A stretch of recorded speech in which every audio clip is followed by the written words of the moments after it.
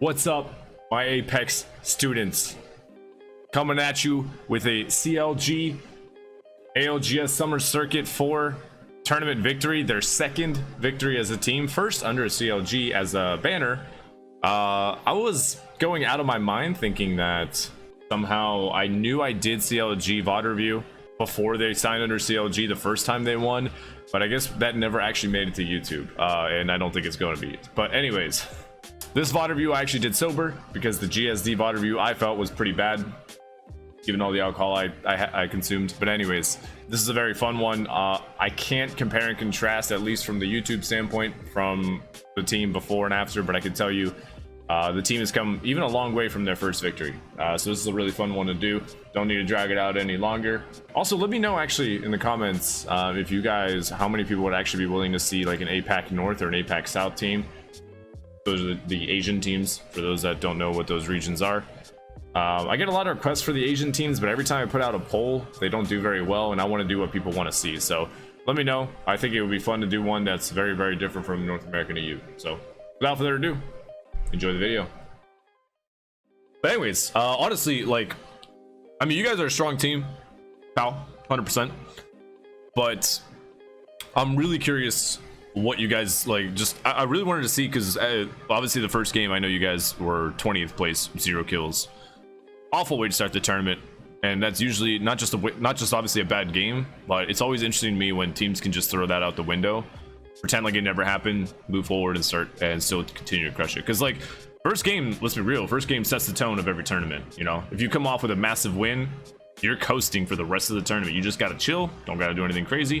First game's super important, a lot more than most people realize. Like, yes, even if you fuck up, you got obviously room to make up for it, but it's a big tone setter, right? And it's usually in the back of everyone's mind when you fuck up the first game. Kind of like, oh fuck, here we go. I don't even know where you guys land, I'll be honest. Are you guys artillery? I don't know, I've been like, so I should know where everybody lands, but I've been so like just disconnected from everything, I kind of forget. I should definitely know where you guys land, given that you guys land really close to my boys. For those that don't know, my boys land in farms area. Oh, this is big. We get top there. Short? Can't imagine. Alright. I know, pal. Alright, so I'm pretty sure if you watched ALGS, you know. If you don't know, this circle actually ends up like right to be like where their pings are. It ends like, hold on, I gotta get the epic pen ready. It ends pretty much right by the truck.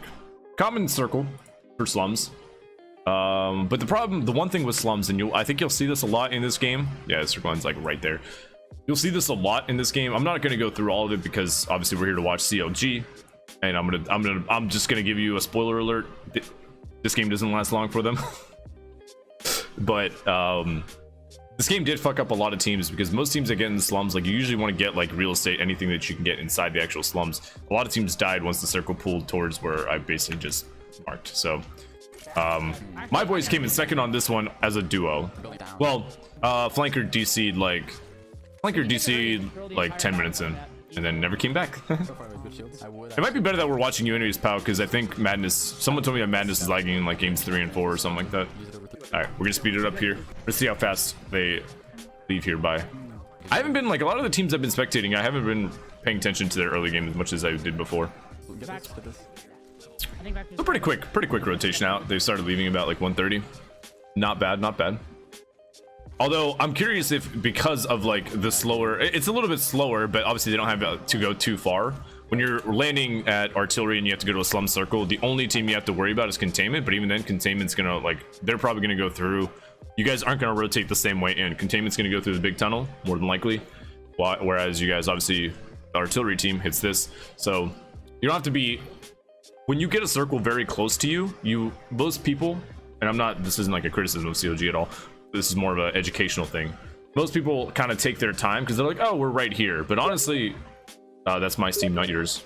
It's sometimes when you have the circle like right there, it's really close to you, you actually almost want to rotate even faster, because all the prime spots, people that are in the area that are near you are going to try to rotate as fast as possible. Despite them being right there, they're going to rotate as fast as possible to try to get what they would think is like the prime spot for whatever. So if you want really good real estate in the final circle, or what you think is the final circle, you actually have to rotate a lot faster than you would think, despite it being right there on your doorstep. because you want to avoid all the people trying to cram in early. I jumped up top height and they're looking. They're going towards our direction, so we need to make sure This is exactly what I'm talking about. is free. Yeah, if this isn't free, we're gonna be in some trouble. This is Liquid that pulls up on them. Really, or slums. Let's go, baby. There's a team now. 100%. Okay. It's gonna put us in a weird spot if we don't report. Do you report? I have. He needs support someone. So I can already pick out a couple things here, and we can talk about them here. And Pow Pow can shit talk me on his stream all about it, how I'm wrong. We don't take that, right? Yeah. No. Good call not to take that. That would be a death sentence. Man. I shot the guy that was shooting you. Push on you, Pop. Push on you. You guys have to get back to teammates. There. We'll let this play out, and then I'll talk about exactly what I was basically piggybacking up what I just said. I didn't even get the chance to fight. Yeah, I mean, they're basically dead here. Hashtag TL win. Shooting you. I love how you just go, that's not a good start at all. Yeah, it's really not. So this is kind of what I'm talking about. So like if you look at a rotation like this, right? Slums. I don't know if there's two teams that drop slums. I imagine it's only one. I don't know. I actually don't know if there's like maybe a team splitting the. Let's pull up the map actually. This might be a lot easier. But this is gonna kind of piggyback off of. I don't know if this like shows some bad information or something. So, all right, this is gonna like piggyback off of basically what I was just saying. Rip, no one's updating this for Kings Canyon. Season 5. Okay, I will do path survey beacons. All right, so circle is basically something like this, right? Circle is basically like this. The one they're working with that they saw like the path beacon circle is something like this, right? They already kind of know the general area where it's going to be. Now, the question is, again, I don't know how many teams are dropping slums. I don't know if they took a big, what's it called? If they audited that from the sky, probably not. It didn't look like it. But anyways, if there's one team dropping slums, then they're most likely looting all this. But slums is a big enough area to have two teams drop. Maybe like one. Now, granted, it's not going to be good loot, but maybe one team drops like up here and then loots this, which might be it. One reason. So again, to piggyback off of what I was just saying when they were in the tunnel about, it's a bit of a slow loot. Like they looked like they were looting a little bit lax. I mean, they didn't have the best ship. That's one thing to take into account. If you look back here, For now, while we're at range, it is more useful on me. if you look back here, they had to do like a mega hard like stretch, and usually that adds like 20 seconds to your rotation if you get a really bad ship. I'm gonna have to grapple up to beacon though. 10-20 seconds more than you normally, as if like if this circle or if this plane dropped immediately on artillery and they went straight down and made the same exact rotation, I guarantee you they probably would not have gotten caught by Liquid or the other team that was here. So I don't know if this is like the slums team that dropped, but typically when it's a slum circle, most people hold this because it's such a strong spot. This like little treehouse area. Obviously you Watson up the hell out of this so people don't go through here. You got this crazy high ground. These houses you can kind of shoot through and it can be a little monk shake, but with the Watson, this place is insanely good. A lot of slum teams will go for this place early on because of just how strong of a spot it is. You can cuck a lot of people out of rotations. It's a pretty aggressive spot to get extra kill points, and then you can later just like zip line over here if you have a path. The rotations are pretty solid. You give yourself options. So the team that took this was not a bad idea at all. But overall, again, their rotation was a little bit lax. Even though they were a little like overall they were just late. Liquid drops. I'm not going to draw out our entire game plan, but Liquid drops in this area.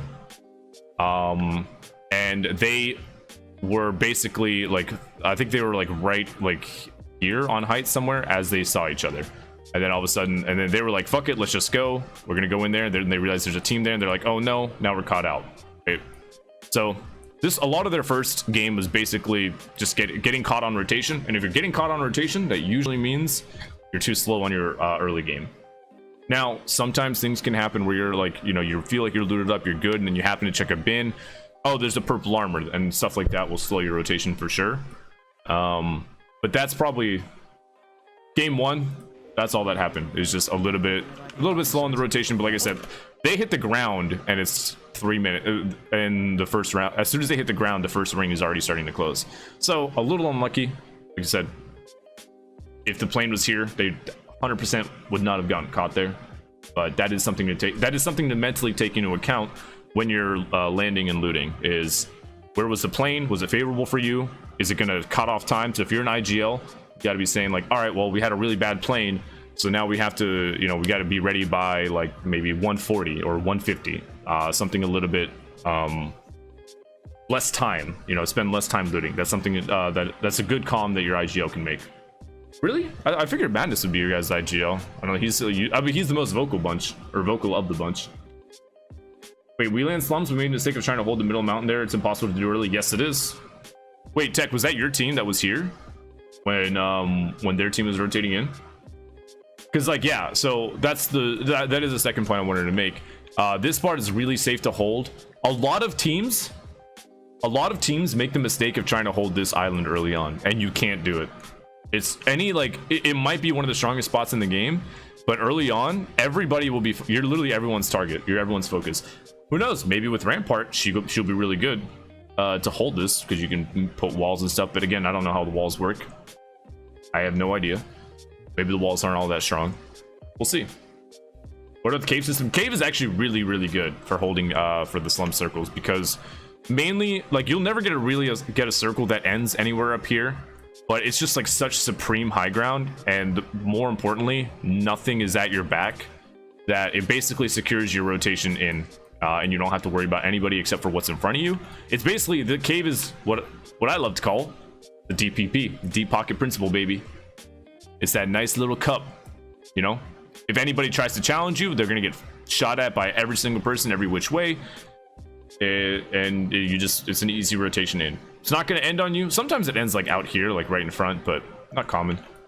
Deep pocket, yeah, that's right. The deep pocket principle. The cave is a really good spot to hold, I think, at least. King's Canyon. A lot of playing King's Canyon is less about brute forcing the middle of the circle, like Tech admitted to trying to do with this middle island, and more about just playing a strong spot that allows you to make, or gives you options for your next rotation. So for slums, that would be, you know, this. That would be this. That would be this. If you can hold this choke, it's a very good idea. That would be beacon building is very good for that as well. So the spots like for slums, or this as well, actually is a really good spot, this little high ground. All of this allows, playing all of these positions, it doesn't like all in, you don't all in on one end game circle, but it gives you options to go from there. And that's the primary, like that's the big difference between playing World's Edge and playing King's Canyon. World's Edge is a lot more kind of brute force where you think it is, set up in a house, blah, blah, blah. King's Canyon is more take a really strong spot and then rotate through the options that you find there so that you can get from there. But anyways, that's game one. Obviously did not end the way they wanted to. 20th, 0 points. Very unlucky. And they still try to take the fight no matter what.